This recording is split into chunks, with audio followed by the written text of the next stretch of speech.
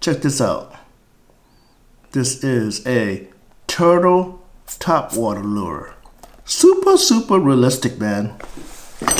It's even got the trailer hook, so if the fish miss it, you'll get them by that too. I don't even know who that's made by. Also got the little sunfish here, which is also prop bait. Let me put that. Can it focus? Yeah. Topwater lure by Lunker Hunt. Of course, the whopper plopper. The whopper plopper. This makes a hell of a lot of noise. I'm gonna get a 190 millimeter one to go to go like offshore. Another frog that has a tail that spins. It comes with replaceable tail as well.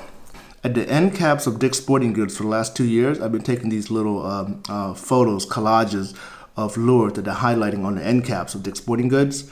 And this year's theme is prop bait. So they'll be sending a lot of these samples to take me for me to take pictures of. So you'll see it at the Dick's Sporting Goods corner in a couple months once I get done with the stuff. Next, this video is going to be filleting a striped bass. I just got back from New York. We did some bucktail fishing in Montauk, and the fishing was great except for the weather blew in, so the rest of the time couldn't do much. We caught a couple of 35-pounders, and here's Dan, who has Double D charters up there, doing the fillet, and we ate it afterwards and was phenomenal. We took it to a little restaurant, and they fried it up, they saute it up, they blacken it. It was great. That's the content for today, guys, and hopefully I'll get you some cool shots of this stuff soon in action. So you come in from a successful day of fishing, and the next step is to fillet your fish and prepare it for the table. You got a big striped bass here. We already bled it out in the live well, so you're going to have nice white meat. It's going to make the fish last longer. It's going to extend the shelf life of the meat, and it's also going to make it taste better. So the first thing you're going to need is a good fillet knife. We got the Mustad fillet knife here. It's got some give, but it's also a bit of a stiff knife, which is what you need when you're doing big fish like this. Your first cut, like most fish, is going to be behind the head. If you angle the knife a little bit forward and get underneath the first set of scales, it makes it a lot easier, and it also keeps your knife sharper. So you come underneath around the head, going to come right down to the bottom of the belly. Okay, what I like to do is flip the fish around. I'm going to flip the knife around this way and come in right here and follow the spine down. Now the first thing people tend to make a mistake with is they want to force the knife and push on it. If you got to push on the knife super hard, then you're going against bone and you're not the right spot. The knife should kind of dictate to you where it's going to go.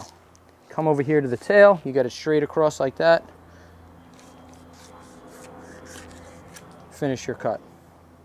Now you're going to want to come back up here in the top and just follow that rib cage right down. Do this a couple of times until you get to the center of the fish, which is right here. You see the spinal cord? You want to come right over the top of that with your knife. Come back the other way, jump over the spine. Hold your knife down. You want to keep it tight against the ribs. This way you don't lose that much meat. Okay, when you get to the rib cage here, you want to angle your knife up and kind of float over the top of it instead of pushing the knife through the bones. Get up over the top of that rib cage. Just keep following it along, following along. Okay, now you get down to this part. I'm just going to take the fillet right off from the fish.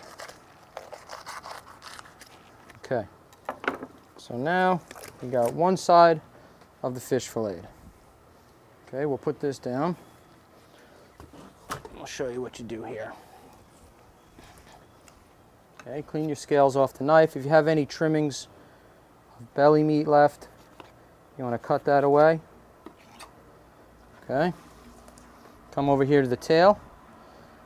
Get the knife underneath the meat and stop when you hit the skin. Hold this part tight so the fish doesn't move. And just let the knife walk along the skin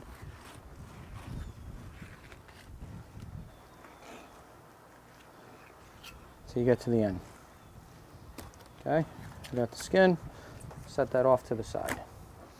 Now, when you're doing striped bass, they have a large area of red meat on the inside of the spine.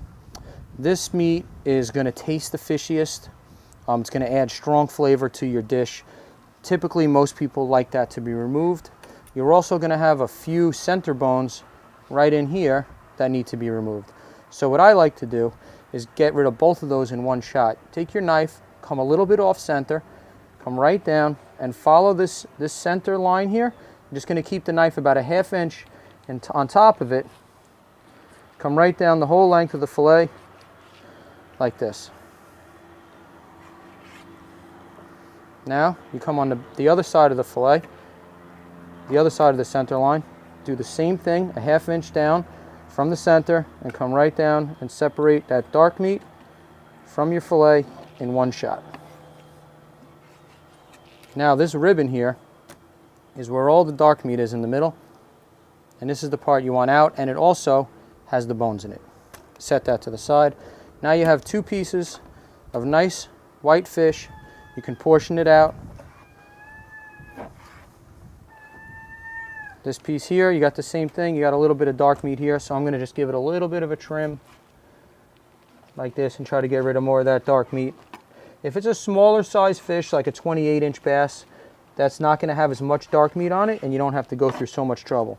But if you take your time and get rid of that now, it's going to make your finished product taste that much better. Portion this again off like this, and you're done.